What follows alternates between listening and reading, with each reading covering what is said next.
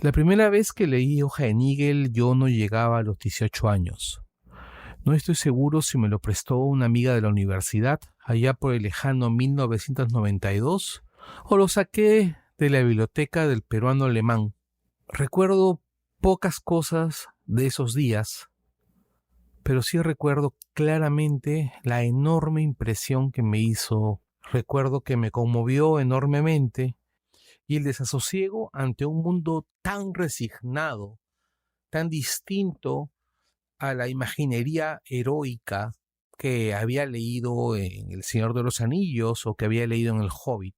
Hoja de Nígel me impresionó muchísimo y no lo volví a leer hasta el año 2004, 2005, en que compré el volumen que les estoy leyendo en este momento.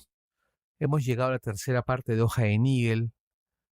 Espero que la disfruten y les agradezco por haber llegado hasta acá.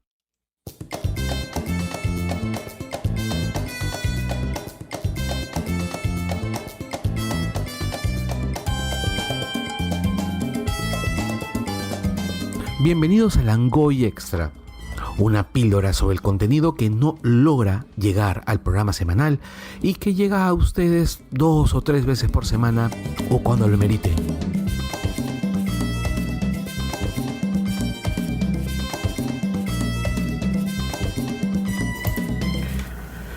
Nígel se escabulló por la puerta principal y parpadeó algo sorprendido. Había un sol radiante. Además, había esperado salir a una gran ciudad, a juzgar por el tamaño de la estación. Pero no fue así. Se encontró en la cima de una colina, verde, desnuda, barrida por un viento vigorizador. No había nadie más por allí. Lejos, al pie de la colina, vio brillar el tejado de la estación. Caminó hacia ella colina abajo, con un paso rápido, pero sin prisa. El maletero lo descubrió enseguida. «Por aquí», dijo, y condujo a Nígel a un andén, donde se encontraba, listo ya, un tren de cercanías muy coquetón, un solo coche y una pequeña locomotora, muy relucientes los dos, limpios y recién pintados. Parecían a punto para un viaje inaugural. Incluso el carril que se veía venir ante la locomotora parecía nuevo. Brillaban los rieles, los cojinetes estaban pintados de verde y las traviesas, al cálido sol, dejaban escapar un delicioso olor a brea fresca. El coche estaba vacío.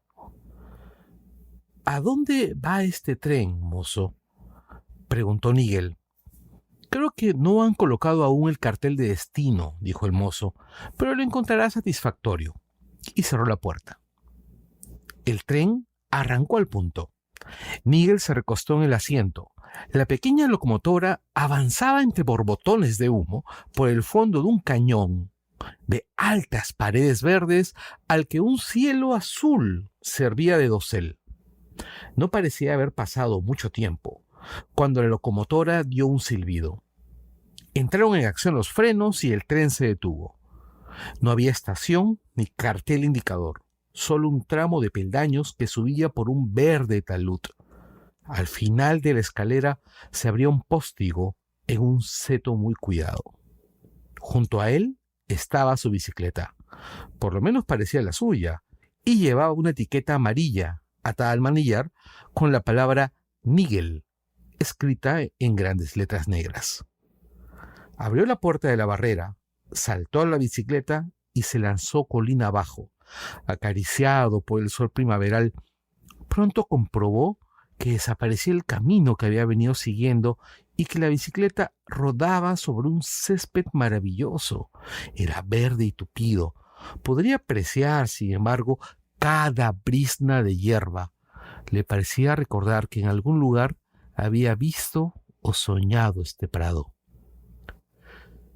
Las ondulaciones del terreno le resultaban en cierta forma familiares.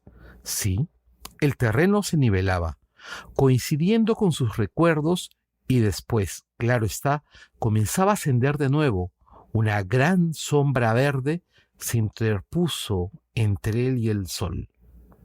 Nigel levantó la vista y se cayó en la bicicleta. Ante él se encontraba el árbol, su árbol, ya terminado.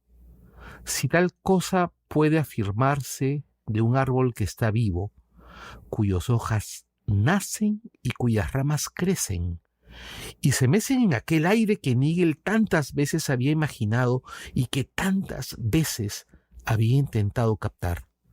Miró el árbol y lentamente levantó y extendió los brazos.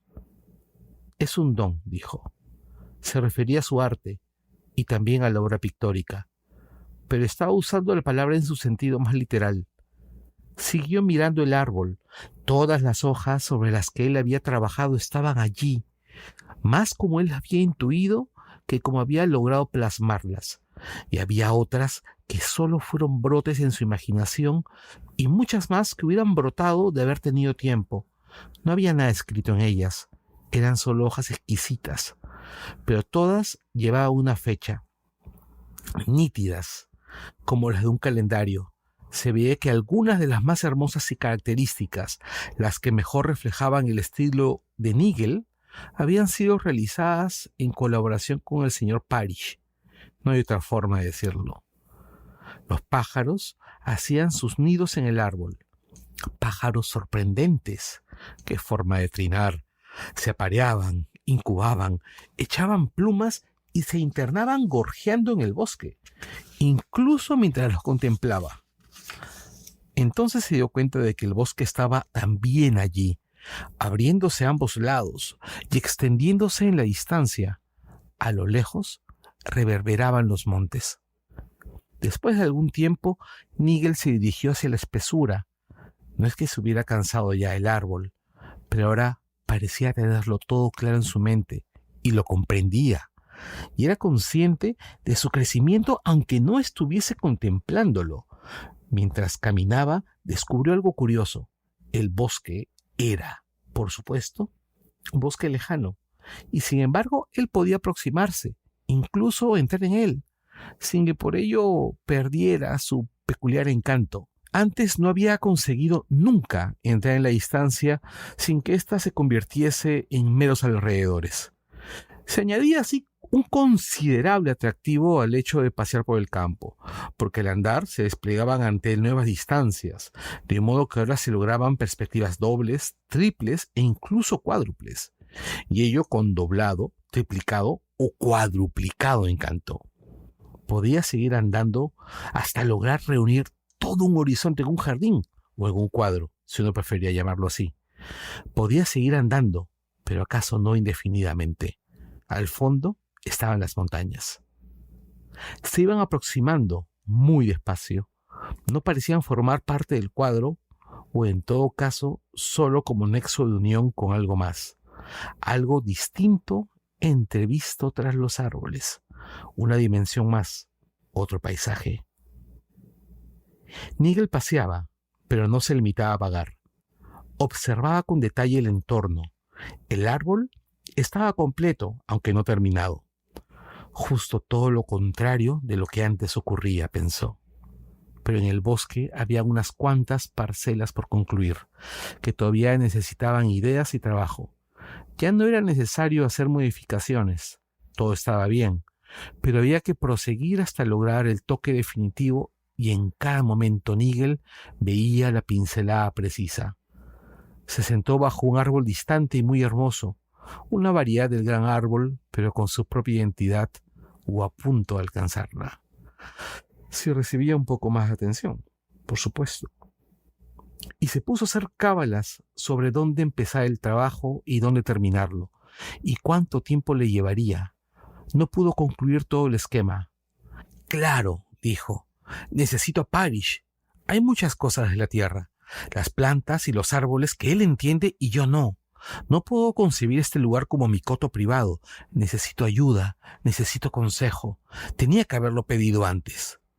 Se levantó y caminó hasta el lugar en el que había decidido comenzar el trabajo. Se quitó la chaqueta. En aquel momento, medio escondido en una hondonada que lo protegía de otras miradas, vio un hombre que con cierto asombro paseaba la vista en derredor. Se apoyaba en una pala, pero estaba claro que no sabía qué hacer. Nigel lo saludó. «Parrish», gritó. Parrish se echó la pala al hombro y vino hacia él. Aún cojeó un poco. Ninguno habló. Simplemente se saludaron con un movimiento de cabeza, como solían hacer cuando se cruzaban en el camino, solo que ahora se pusieron a caminar juntos, tomados del brazo. Sin una palabra, Nigel y Parrish se pusieron de acuerdo sobre el lugar exacto donde levantar la casita y el jardín que se les antojaban necesarios. Mientras trabajaban al unísono, se hizo evidente de que Nigel era el más capacitado de los dos a la hora de distribuirse el tiempo y llevar a buen término la tarea. Aunque parezca extraño, fue Nigel el que más se absorbió en la construcción y jardinería, mientras que Parrish se extasiaba en la contemplación de los árboles y en especial del árbol. Un día Nigel estaba atareado plantando un seto. Parrish se encontraba muy cerca, echado sobre la hierba y observando con atención una bella y delicada flor amarilla que crecía entre el verde césped. Nigel había sembrado hacía algún buen tiempo un buen número entre las raíces de su árbol. De pronto, Parrish levantó la vista. Su cara resplandecía bajo el sol mientras sonreía. «Esto es extraordinario», dijo. «En realidad, yo no debería estar aquí. Gracias por hablar en mi favor». «Bah, tonterías», dijo Nigel. «No recuerdo lo que dije, pero de todas formas no tuvo importancia». «Oh, sí», dijo Parrish, «la tiene. Me rescató mucho antes, la segunda voz, ya sabes. Hizo que me enviaran acá. Dijo que tú habías pedido verme. Esto te lo debo a ti». «No. Se lo debemos a la segunda voz», dijo Nigel. «Los dos». Siguieron viviendo y trabajando juntos. No sé por cuánto tiempo. No sirve de nada negar que al comienzo había ocasiones en que no se entendían, sobre todo cuando estaban cansados, porque en un principio, de cuando en cuando, se cansaban. Comprobaron que ambos les habían entregado un reconstituyente. Los dos frascos llevaban la misma indicación: tomar unas pocas gotas diluidas en agua del manantial antes de descansar. Encontraron el manantial en el corazón del bosque, solo una vez. Hacía muchísimo tiempo había pensado Nigel en él, pero no llegó nunca a dibujarlo. Ahora comprendió que el origen del lago que brillaba a lo lejos y la razón de cuánto crecía en los contornos. Aquellas pocas aguas convertían el agua en un astringente que, aunque bastante amargo, era reconfortante y despejaba la cabeza. Después de beber, descansaban a solas, luego se levantaban y las cosas marchaban de maravilla. En tales ocasiones, Nigel soñaba con nuevas y espléndidas flores y plantas, y Parrish siempre sabía cómo colocarlas y dónde habían de quedar mejor. Bastante antes de que se les terminase el tónico, habían dejado de necesitarlo. También desapareció la cojera de Parrish. A medida de que el trabajo progresaba, se permitían más y más tiempo para pasear en los alrededores, contemplando los árboles y las flores, las luces, las sombras y la condición de los campos. En ocasiones cantaban a una, pero Nigel se dio cuenta de que comenzaba a volver los ojos cada vez con mayor frecuencia hacia las montañas. Pronto tuvieron casi todo terminado: la casa de la hondonada, el césped del bosque, el lago y todo el paisaje, cada uno en su propio estilo. El gran árbol estaba en plena floración. «Terminaremos al atardecer», dijo Parrish un día. «Luego nos iremos a dar un paseo porque esta vez será realmente largo». Partieron al día siguiente y cruzaron la distancia hasta llegar al confín. Este no era visible, por supuesto. No había ninguna línea, valla o muro, pero supieron que habían llegado al extremo de aquella región. Vieron a un hombre con pinta de pastor. Se dirigió a ellos por los declives tapizados de hierba que llevaban a la montaña. «¿Necesitan un guía?», preguntó. «¿Van a seguir adelante?». Durante unos momentos se extendió una sombra entre Parrish y Nigel, porque éste sabía ahora que sí quería continuar y en cierto sentido tenía que hacerlo. Pero Parrish no quería seguir ni estaba aún preparado. Tengo que esperar a mi mujer, le dijo Nigel. Se encontrará sola. Creí oírlos de que le enviarían después de mí en cualquier momento, cuando estuviese lista y yo lo tuviera todo preparado. La casa ya está terminada. Hicimos lo que estaba en nuestras manos, pero me gustaría enseñársela. Espero que ella pueda mejorarla, hacerla más hogareña, y confío en que también le guste el sitio. Se volvió hacia el pastor. ¿Es usted guía?, preguntó. ¿Puede decirme cómo se llama este lugar? No lo sabe, dijo el hombre. Es la comarca de Nigel. Es el paisaje que Nigel pintó, o una buena parte de él. El resto se llama ahora el Jardín de Parrish. El paisaje de Nigel, dijo Parrish asombrado. ¿Imaginaste tú todo esto? Nunca pensé que fueras tan listo. ¿Por qué no me dijiste nada? Intentó hacerlo hace tiempo, dijo el hombre, pero usted no prestaba atención. En aquellos días solo tenía el lienzo y los colores, y usted pretendía arreglar el tejado con ellos.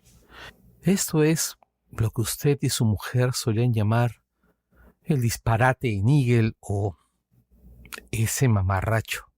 Pero entonces no tenía ese aspecto, no parecía real. No, entonces solo era un vislumbre, dijo el hombre. Pero usted podía haber captado si hubiera creído que merecía intentarlo. Nunca te di muchas facilidades, dijo Nigel. Jamás intenté darte una explicación. Solía llamarte viejo destripaterrones. Pero, ¿qué importa eso ahora? Hemos vivido y trabajado juntos últimamente. Las cosas podían haber sido diferentes, pero no mejores. En cualquier caso, me temo que yo he de seguir adelante. Espero que volvamos a vernos. Debe haber muchas más cosas que podamos hacer juntos. Adiós. Estrechó con calor la mano de Parrish, una mano que dejaba traslucir bondad, firmeza y sinceridad. Se volvió y miró un momento hacia atrás. Las flores del gran árbol brillaban como una llama. Los pájaros cruzaban el aire entre trinos. Sonrió, al tiempo de que se despedía de Parrish con una inclinación de cabeza, y siguió al pastor. Iba a aprender a cuidar ovejas, y a saber de los pastos altos, y a contemplar un cielo más amplio, y caminar siempre más y más, en permanente ascensión hacia las montañas. No alcanzó a imaginar qué fue de él tras haberlas cruzado. Incluso el infeliz de Nigel podía en su antiguo hogar vislumbrar las lejanías de las montañas, y éstas se encontraron un lugar en su cuadro. Pero cómo sean en realidad, o qué puede haber al otro lado, solo lo saben quienes han ascendido a su cima. Creo que era un pobre estúpido, dijo el concejal Tompkins. Desde luego, un inútil, sin ningún valor para la sociedad. Bueno, no sé, dijo Atkins, que solo era un maestro, alguien sin mayor importancia. No estoy muy seguro. Depende de lo que se entienda por valor. Sin utilidad práctica o económica, dijo Tompkins. Me atrevería a decir que se podría haber hecho de él un ser de alguna utilidad si ustedes los maestros supieran cuál es su obligación. Pero no la saben. Y así nos encontramos con inútiles como este. Si yo mandase en este país, los pondría a él y a los de su clase a trabajar en algo apropiado para ellos, lavando platos en la cocina comunal o algo por el estilo. Y me preocuparía de que lo hicieran bien, o los pondría en la calle. Hace tiempo que debía haberlo echado. ¿Echarlo? ¿Quiere decir que lo hubiera obligado a salir de viaje antes de que se cumpliera el tiempo? Sí, si usted se empeña en usar esa expresión vacía y anticuada. Empujarlo a través del túnel al gran vertedero. Eso es lo que yo quería decir. ¿Entonces no cree que la pintura valga nada? ¿Que no hay por qué conservarla, mejorarla o aún utilizarla? Claro, la pintura es útil, dijo Tompkins, pero no se podía usar la suya. Hay cantidad de oportunidad para los jóvenes agresivos que no teman las ideas ni los métodos nuevos. Ninguna para esta vieja morralla. Solo son ensueños personales. No hubiera sido capaz de diseñar un buen póster, ni aunque lo matasen. Siempre jugueteando con hojas y flores. En cierta ocasión le pregunté la causa. Me contestó que las encontraba hermosas. ¿Puede creerlo? Dijo hermosas. ¿Qué? Le pregunté yo. ¿Los órganos digestivos y genitales de las plantas? Y no encontró contestación. Pobre majadero. ¿Majadero? Suspiró Atkins. Sí, pobre hombre. Nunca terminó nada. Bueno, sus telas han quedado para mejores usos desde que él se marchó. Pero yo no estoy muy seguro, Tompkins. ¿Recuerda aquella grande que emplearon para reparar la casa vecina después del ventarrón y las inundaciones? Encontré tirada en el campo una de las esquinas. Estaba estropeada, pero se podía distinguir el dibujo. La cima de un monte y un grupo de hojas. No puedo quitármelo de la mente. ¿De dónde? Dijo Tompkins. ¿De qué estáis hablando? Terció Perkins, intentando evitar la discusión. Atkins se había puesto completamente colorado. No merece repetir las palabras, dijo Tompkins. No sé por qué perdemos el tiempo hablando de esto. Él no vivió en la ciudad. No, dijo Atkins, pero usted de todas formas ya le había echado el ojo a su casa. Por esa razón solía visitarlo y burlarse de él mientras que se tomaba su té. Ahora ya ha conseguido la casa, además de la que tenía en la ciudad, así que ya no necesita envidiarlo. Hablábamos de Nigel, si le interesa, Perkins. Oh, pobrecillo Nigel, comentó Perkins. No sabía que pintase. Aquella fue probablemente la última vez que el nombre de Nigel surgió en una conversación. A pesar de todo, Atkins conservó aquel único retazo de lienzo. La mayor parte de él se echó a perder, aunque una preciosa hoja permaneció intacta. Atkins la hizo enmarcar. Más tarde la donó al Museo Municipal y durante algún tiempo el cuadro titulado Hoja de Nigel estuvo colgado en un lugar apartado y solo unos pocos ojos lo contemplaron. Pero luego el museo ardió y el país se olvidó por completo de la hoja y de Nigel. Desde luego está resultando muy útil, dijo la segunda voz, como un lugar de vacaciones y de descanso. Es magnífico para los convalecientes y no solo por eso. A muchos les resulta la mejor preparación para las montañas. En algunos casos logra maravillas. Cada vez envió más gente allí. Rara vez tienen que regresar. Sí, es cierto, dijo la primera voz. Creo que deberíamos dar un nombre a esa comarca. ¿Cuál sugiere? El maletero se encargó hace ya algún tiempo, dijo la segunda voz. El tren de Nigel Parish está a punto de salir. Esto es lo que ha venido gritando durante años. Nigel Parish. Les envié un mensaje a los dos para comunicárselo. ¿Y qué opinaron? Se rieron.